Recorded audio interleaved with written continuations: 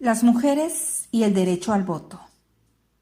Como sabes, hoy las mujeres mexicanas tienen derechos ciudadanos, como el de elegir mediante el voto a sus gobernantes.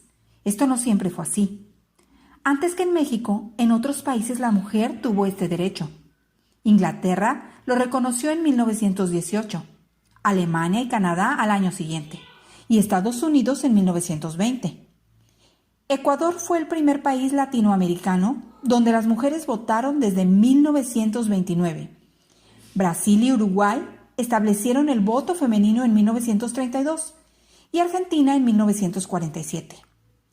En nuestro país fue reformado el artículo 115 constitucional en 1943 y a las mujeres les fue reconocido el derecho a votar y ser candidatas en las elecciones municipales.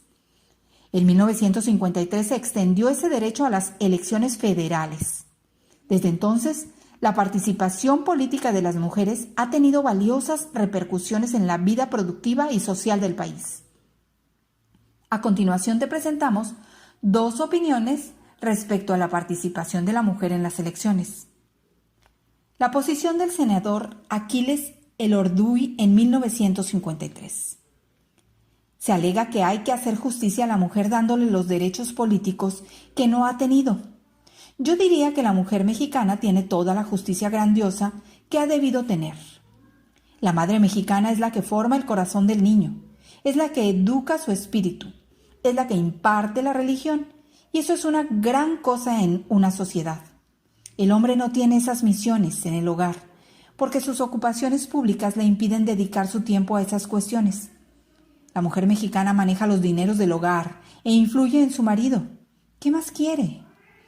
Yo temo francamente que las actividades políticas de la mujer vayan a contribuir a descuidar más el hogar. Y la posición de Amalia Castillo Ledón en 1947. Es necesario incorporar a todas las mujeres para que puedan obtener mayores beneficios en el trabajo, cuando debe atender a su propio sostenimiento económico o el de su familia, o bien para que pueda prestar una mejor calidad de vida a la sociedad en que vive, o para que sea, en fin, una compañera más digna del hombre.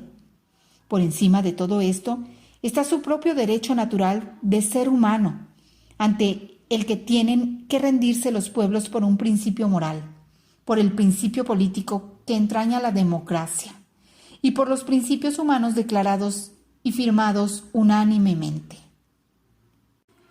La cultura y los medios de comunicación. Literatura, pintura, cine, radio, televisión y deporte. México es un país caracterizado por su diversidad cultural, la cual se ve reflejada en cada uno de sus pueblos, barrios, ciudades, etnias, regiones y estados con características propias, pero a la vez comunes, como los valores, costumbres, hábitos, instituciones y una historia que nos identifica como mexicanos. Algunas costumbres, tradiciones y lugares inspiraron a escritores, músicos, pintores, poetas, cineastas, maestros e intelectuales, que con sus creaciones difundidas en el país y el extranjero contribuyeron a identificar la cultura nacional con la llamada cultura popular. Grandes pintores como Frida Kahlo y los muralistas Diego Rivera, José Clemente Orozco y David Alfaro Siqueiros, influidos por el arte popular mexicano y el arte europeo, difundieron a través de su pintura el valor de la historia nacional, en especial de la Revolución, así como escenas de la vida de campesinos e indígenas, entre otros temas. Célebres músicos como Manuel M. Ponce, Candelario Huízar, Carlos Chávez y Silvestre Revueltas realizaron grandes composiciones con las que trataron de expresar la realidad nacional. El problema de la tierra, la difícil vida de los indígenas y campesinos, la crueldad y violencia de la revolución se volvieron temas de la llamada novela de la Revolución, donde destacaron autores como Mariano Azuela, Martín Luis Guzmán, Francisco L. Urquizo y Rafael F. Muñoz. La cultura mexicana también fue motivo de la reflexión y el análisis de filósofos como Samuel Ramos y de escritores como Octavio Paz, autor de El laberinto de la soledad, en el que hizo un análisis de la historia, identidad y cultura de los mexicanos. Por otra parte, los medios masivos de comunicación como el cine, la radio, la industria disquera y la televisión lograron una mayor difusión e influyeron de manera importante en la cultura nacional, sobre todo a partir de la segunda mitad del siglo XX. El cine, que tuvo sus inicios en nuestro país al terminar el siglo XIX, se convirtió en una floreciente industria que entre 1932 y 1955 ganó el afecto de la mayoría de la gente, porque en sus películas veía reflejadas sus vidas y sus aspiraciones, lo cual contribuyó al cambio de tradiciones y comportamientos y a construir una identidad nacional que fue reconocida en el mundo a través de las actuaciones de ídolos populares como Mario Moreno Cantinflas, Pedro Infante, María Félix, Pedro Armendáriz, Dolores del Río, Germán Valdés Tintán, Sara García, Joaquín Pardavé, El Santo y otros más. Temas de la historia nacional y de la vida cotidiana de campesinos, obreros, revolucionarios, vagos, carpinteros, secretarias, vendedores, policías y ladrones, políticos, luchadores, futbolistas, boxeadores, camioneros, voceadores, empleados públicos, bailarinas, charros, pobres y ricos, además de otros tantos personajes, fueron escenificados en las pantallas y difundieron en el país y en el mundo la idea de que la manera de ser de los mexicanos era generosa, rebelde, solidaria, divertida, resignada y patriota, entre tantas otras cualidades que se resumían en la creencia de que, como México, no hay dos.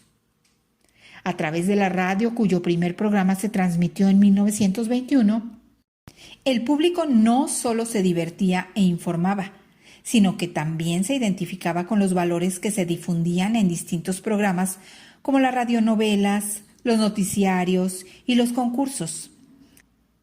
Al mismo tiempo, la radio sirvió para que la gente inclinara sus gustos hacia diversos productos que se anunciaban, pero también hacia los artistas del momento, cuya música y canciones fueron consideradas una expresión de la cultura nacional, como las composiciones de Agustín Lara. La radio, al igual que el cine y la televisión, ha cumplido también una función informativa, porque quienes no sabían leer ni escribir se forjaron una idea de México y del mundo con la información que escuchaban. Un acontecimiento muy importante fue la creación del Instituto Nacional de Antropología e Historia en 1939, por mandato del presidente Lázaro Cárdenas, con el propósito de convertirse en la institución dedicada a la preservación, protección y difusión del patrimonio arqueológico, antropológico e histórico de la nación. Esta institución ha desempeñado un papel clave en la preservación de la herencia cultural de México y el mundo.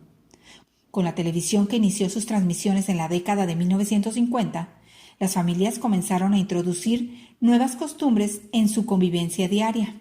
Los estilos de vida, las ideas, las creencias y otras actividades realizadas por sus artistas favoritos influyeron en el comportamiento de la mayoría de la gente y contribuyeron a producir nuevas formas de expresión cultural. La vida en las ciudades se convirtió en gran tema y el gran modelo a ser imitado, junto con el de la cultura estadounidense, pues en la pantalla se veía de todo: el cabaret, el salón de baile, las calles, la cantina, la fiesta, el ring, la fábrica, el autobús, la casa, etc. La televisión, con su poder magnético, fue utilizada también para llevar educación a las poblaciones geográficamente aisladas a través de los proyectos de telesecundaria. Después de 1950, la cultura nacional unificó sus formas de expresión y sus costumbres gracias a la influencia de los medios masivos de comunicación. Un dato interesante. El presidente Álvaro Obregón ordenó que en la comida oficial para celebrar el primer centenario de la consumación de la independencia se sirviera sopa de tortilla, arroz a la mexicana y mole poblano, como homenaje a la comida típica mexicana. Otro dato interesante. El mexicano Guillermo González Camarena fue el inventor de la televisión a color, la cual se encuentra hoy en la mayoría de los hogares del mundo. González Camarena realizó sus estudios de ingeniería en el Instituto Politécnico Nacional. En 1963 hizo la primera transmisión con su llamado sistema cromático, lo que le dio gran renombre. Los primeros éxitos internacionales los obtuvo durante la transmisión de los Juegos Olímpicos de 1964. Fue además un gran amante de la cultura mexicana. Compuso algunas canciones. Un astrónomo aficionado y buen conocedor de la historia de nuestro país.